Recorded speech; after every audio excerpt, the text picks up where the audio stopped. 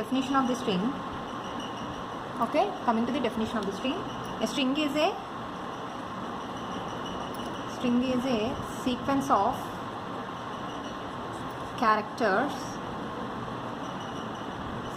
characters stored in continuous memory location which is terminated with null string, which is terminated by using null string or null character. Okay, a string is a sequence of characters stored in continuous memory location which is terminated by using the null character. Means when I have given a string, which is a string is a character array. String is a character array. Okay, in which it is going to create an array like this, in which it is having the continuous memory location. Okay, this is called as continuous memory location.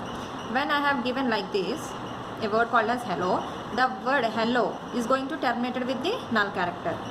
That is the specialty of the string. Next, coming to the how to declare a string. How to declare a string. Declaration. Okay, so string can be declared by two ways. String can be declared in two ways. Data type. The format specified for the character is %c, and string is a derived data type of char, and the format specified is %s. We are going to use this one, okay, for declaring the string array. Okay, so for that purpose we are going to write the syntax of string is char string name followed by size. Okay, this is called as syntax of the string. Example, char a string name called as s with size 50. This is called as the declaration of the string. And coming to how it is going to create, means it is going to allocate a memory with continuous locations of s of 0, s of 1, s of 2, s of 3 up to so on s of 49. Okay, and terminated with the null string. Okay, this is called as the declaration of the string. Next, coming to how to initialize a string. How to initialize a string. So coming to that, initialization can be done in many ways. String initialization. We know that with the size, okay, without size, and partial initialization. We know about this. So coming to the first category called as with size.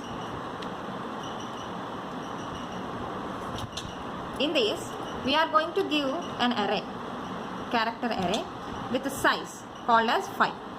Okay, this is called as with size initialization of the string.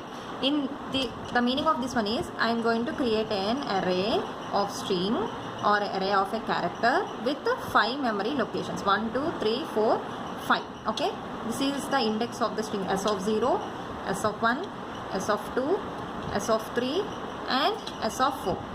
And the last one is for the null character, because string is going to terminated. String is terminated with the using the null character.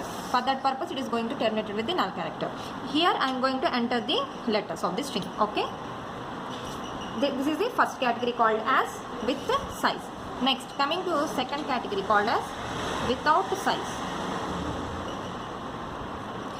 Means I am going to declare a character array without declaration of the size. I am going to initialize the string like this. Okay, here I am not going to mention the size of the character array.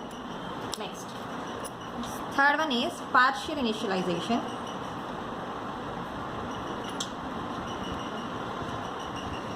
In which I am going to mention the character array without size, but I am going to write the elements like this. Hello.